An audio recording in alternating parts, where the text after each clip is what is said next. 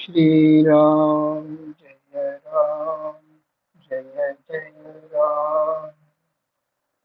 श्री राम जय राम जय जय राम। राधे श्याम जय जय राधे श्याम। राधे श्याम जय जय राधे श्याम। श्री गणेशाय नमः। श्री सीतारामाभ्यां नमः। श्री हनुमते नमः। श्री उमापते नमः। श्री गुरुवे नमः। सब संतन की जय जय। जय जय सीताराम। राधे श्याम।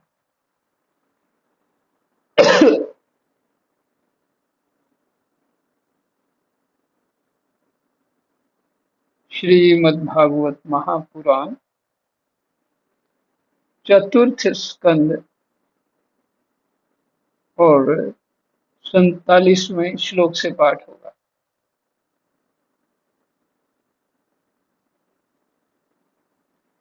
कल का पाठ बहुत ही हृदय स्पर्शी था।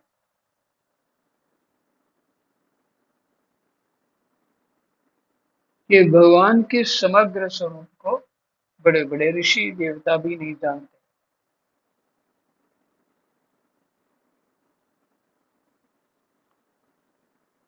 और एक बात थी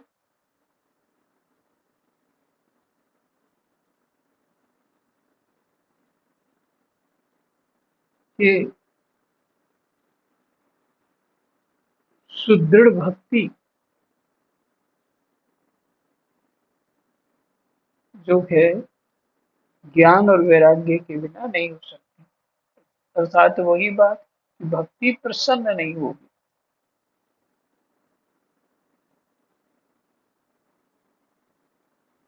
संसारिक के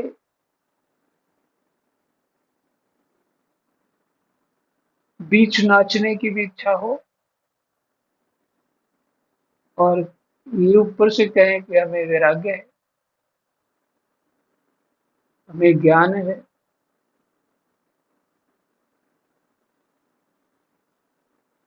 तो ये तो अपना ही परिहास कराने वाली बात है।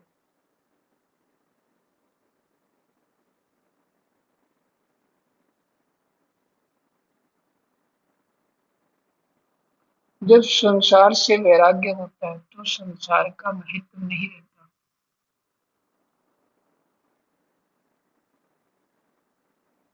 संसार में रुचि नहीं रहती, कुछ करने धरने की इच्छा भी नहीं होती। लेकिन ऐसा नहीं है कि वो कर्तव्य छोड़ देता। कर्तव्य तो सेवा है। जीवन यज्ञ का एक हिस्सा है कर्तव्य। तो ज्ञान सत्संग के बिना नहीं होता। शास्त्र अध्ययन के बिना सत्संग, स्वयं तो शास्त्र के बिना नहीं होता। और उसका उपाय भी यही है कि भगवान का गुणानुवाद सुनते रहे, सुनते रहे। अधिक से अधिक समय बुद्धि का भगवान के गुणानुवाद में चिंतन।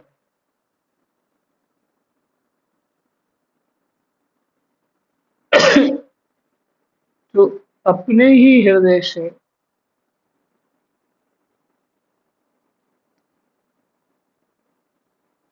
भाव और ज्ञानमय फूल खिलते हैं और जो प्रसन्नता देते हैं, मस्त कर देते हैं।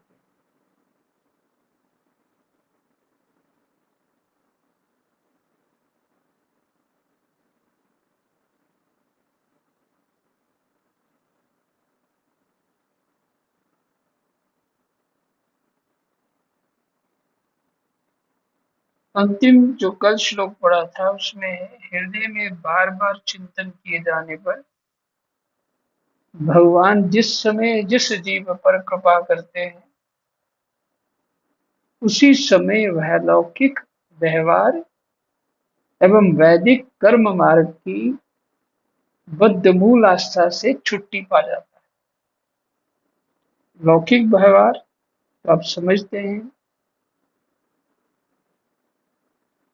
इससे व्यवहार रखना चाहिए, उससे रखना चाहिए, व्यवहार बढ़ाते रहते हैं। और वैदिक कर्म मार्ग, आज ये दिन है, फलाना दिन है, ये करना चाहिए, नहीं करना चाहिए, इससे भी छुट्टी पा जाता है। जब उसको ज्ञान होता है तब होता है, तो फिर केवल भगवान की भक्ति करता है। और भक्ति भगवान की करते हुए, देखिए संत लोग क्या कहते हैं कि पेड़ की जड़ में जल दे दिया जाए तो पत्ते टहनियों को देने की आवश्यकता नहीं है, पूरा पेड़ ही प्रसन्न हो जाएगा और खिलेगा। उसी तरह भगवान में जीव का चित्त लग जाता है, केवल परमात्मा ही उसके आदर्श रह जाते हैं, परमात्मा ही उनके लक्ष्य रह जाते हैं। तब और कोई भी प्रक्रिया करने की आवश्यकता नहीं,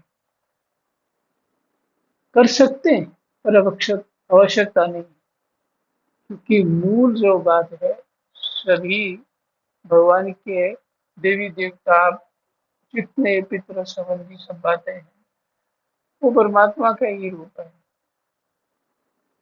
तो भगवान को भजन कर रहे हैं तो उनको भी फल मिल रहा है।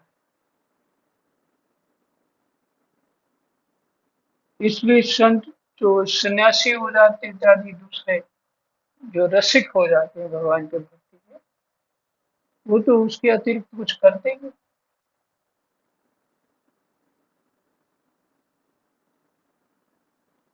ये कल पाठ हुआ था, कल तक। लेकिन जिनकी इच्छा होती है कि हम ये करें, ये सब तो उनको करना चाहिए।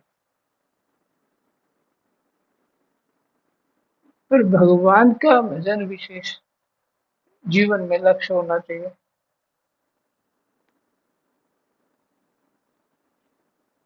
उसी समय वह लौकिक व्यवहार एवं वैदिक कर्म मार्ग की बद्धमूल आस्था से छुट्टी पा जाता है। बद्धमूल आस्था से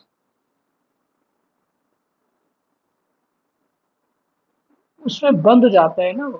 जी, ये करेंगे तो ये होगा, ये करेंगे ये होगा, ये होगा तो नहीं चाहिए ना, भगवान चाहिए, अपना स्वरूप चाहिए।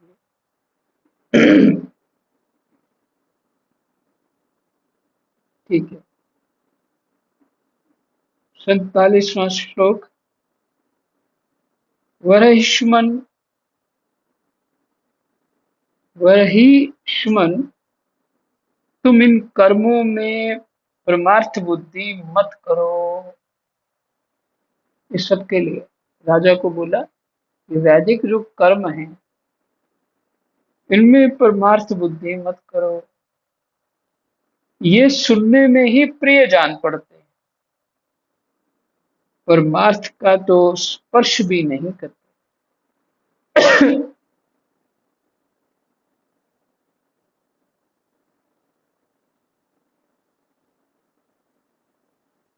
ये जो परमार्थवत दिख पड़ते हैं, इसमें केवल अज्ञान ही कारण है। जितने भी पुण्य कर्म करते हैं, जितने शास्त्रोक्त कर्म करते हैं,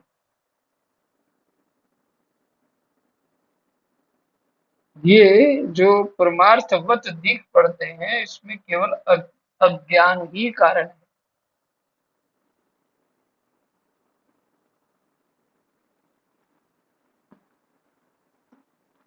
कारण क्या है?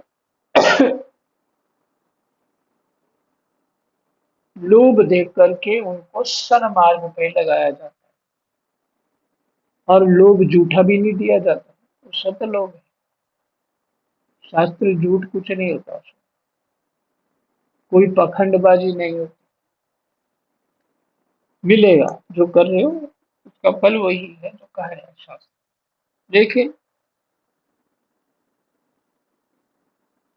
इससे भगवत प्राप्ति तो नहीं होगी ना, ये जीवन मरण का और सामान इकट्ठा कर लिया हमने नए जन्म का। यदि वही पुण्य कर्म भगवत प्रीति अर्थ अर्पण हो जाए हृदय से तो उत्तम है।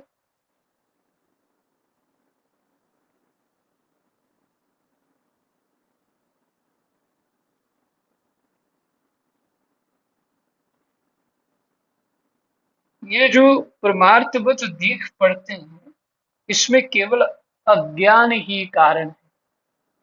ज्ञान होने पर ये सब की रुचि तो होगी भी नहीं, क्योंकि उस समय वो संसार ही असत्य देखता है।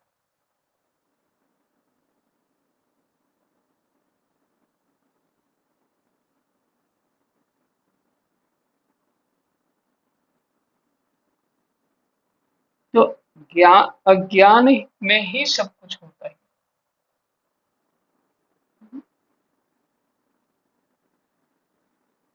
पूज्य पंडित राजा राम मिश्र जी बता रहे थे, वेद अज्ञानियों के लिए, वेद ज्ञान देता है, तो ज्ञान किसको देता है? अज्ञानियों को ही देता है। तो वेद किसके लिए? अज्ञानियों के लिए।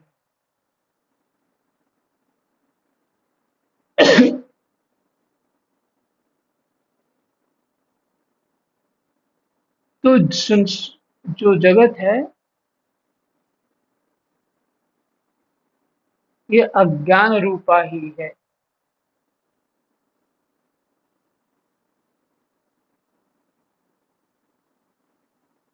जो मलिन मति कर्मवादी लोग वेद को कर्म परक बताते हैं, जो मलिन मति कर्मवादी लोग वेद को कर्म परक बताते हैं, वे वास्तव में उसका मर्म नहीं जानते।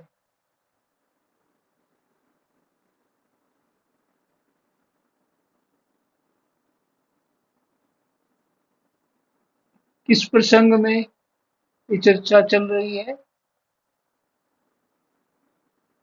देवऋषि नारद जी राजा वरिष्ठमती जो है, उससे कुछ नाम है उनका, उनको बता रहे हैं कि तुम प्राचीन नहीं, प्राचीन वरही, प्राचीन वरही उसका नाम है। उनको बता रहे हैं ये तुमने कर्मकांड किया, ये सब किया, पुण्य की खातिर किया, बड़ी बलियां इत्यादि तुमने दी, ये तुमने तो बिल्कुल अच्छा नहीं किया, अज्ञान का ही काम किया।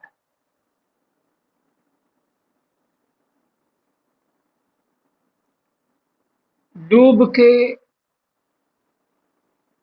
लोभ के लिए ही धर्म का पालन करता रहा, कामनाओं के लिए धर्म का पालन करता रहा। और धर्म तो वैराग्य देता है, ये कौन सा धर्म कर रहा है? हम्म? धर्म ते विरति योग ते ज्ञान, धर्म तो वैराग्य देता है। तो तुमने ये कौन सा ज्ञान था तुम्हारा जो ये तुम बलि इत्यादि में सब पुण्य इत्यादि में लगा हुआ था, और अपने आप को तुमने जीवन सारा दे दिया इन्हीं कामों में।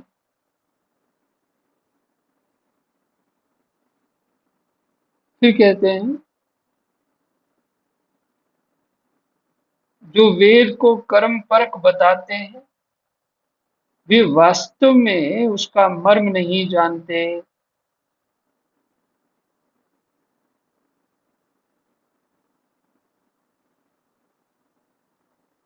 यहाँ साक्षात में लाइन एक छूट गई। इसका कारण यही है कि वे अपने स्वरूपभूत लोक अपने स्वरूपभूत लोक का अर्थ यहाँ आत्म तत्व को नहीं जानते।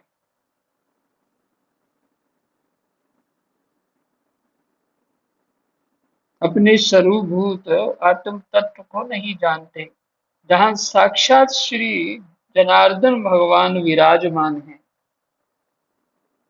पूर्व की ओर अग्रभाग वाले कुशों से संपूर्ण भूमंडल आच्छादित करके अनेकों पशुओं का वध करने से तुम बड़े कर्माभिमानी और उद्यत हो गए हो। उद्यत उत्साही हो गए हो। किंतु वास्तव में तुम्हें कर्म या उपासना किसी के भी रहस्य का पता नहीं है।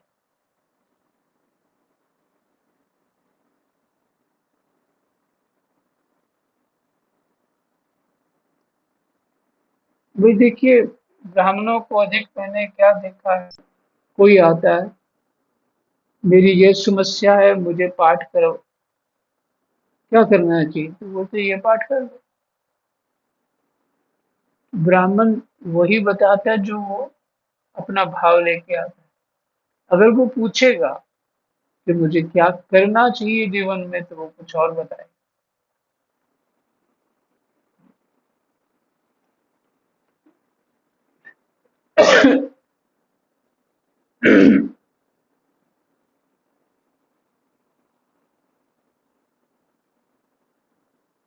अगर उसका भी मार्ग जो है सही है, तभी बता पाएगा।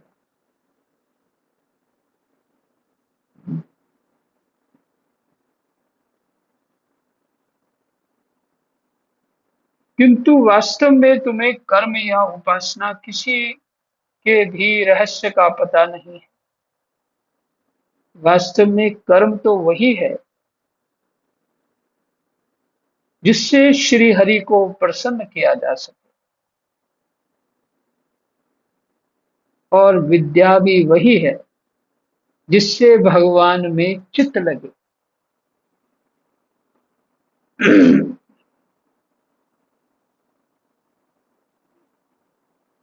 ये 29वें अध्याय का 49वां श्लोक जो है, इसको आप संस्कृत में भी स्मरण कर लेना चाहिए और याद कर लेना।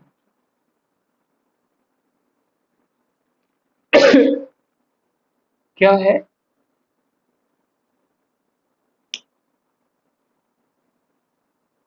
वास्तव में कर्म तो वही है जिसे जिससे श्री हरि को प्रसन्न किया जा सके, और विद्या भी वही है जिससे भगवान में चित्त लगे, और पाठ भी वही है जिसमें भगवान में चित्त लगे।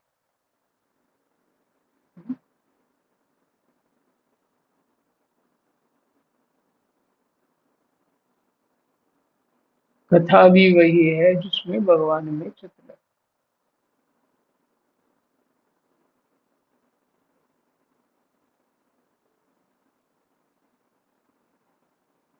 हाँ, कथावाचकों को सबके लिए कुछ ना कुछ दवाई देनी पड़ती है। वो बताते रहते हैं, ये करोगे तो ऐसा हो जाएगा, वो करोगे तो ऐसा हो जाएगा। हम्म, ये दीपक जलाओगे तो वैसा होगा। लोग उसको बड़े ध्यान से सुनते हैं। तो उनके वो उसी बहाने कथा भी सुना देते हैं भगवान। क्योंकि जीव तो अपनी कामनाओं से दबा हुआ है। कामनाओं से मार खा रहा है, कामनाओं से ही सताया जा रहा है, और इतना वो उससे दबा होता है कि अगर ये नहीं हुई पूरी तो मैं तो मर ही जाऊंगा। तो जो वैदिक होते हैं कुछ उपाय तो वो बताते रहते हैं, तो वो ठीक ही है, परंतु लक्ष्य ये हो कि इन सबका चित्त जो है परमात्मा में रमे। ये कुशलता होती है कथावाचक की, उनको भगवान की तरफ कैसे मोड़ना।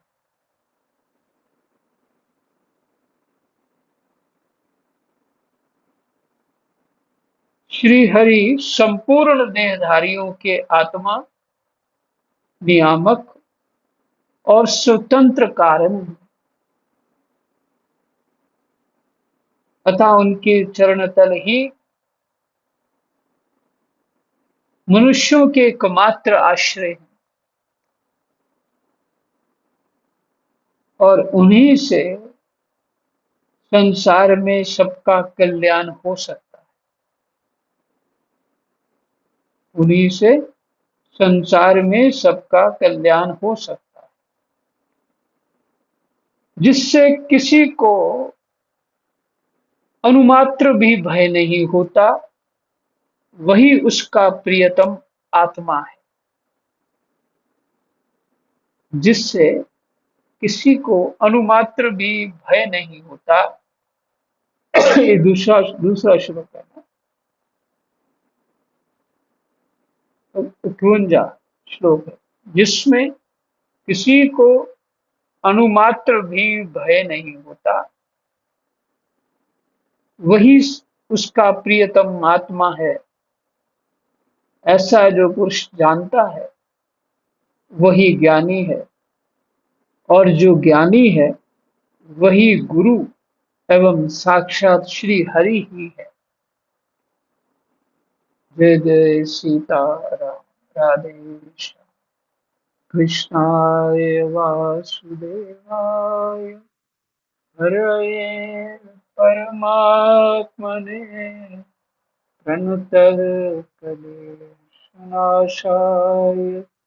गोविन्दाय नमो नमः। जय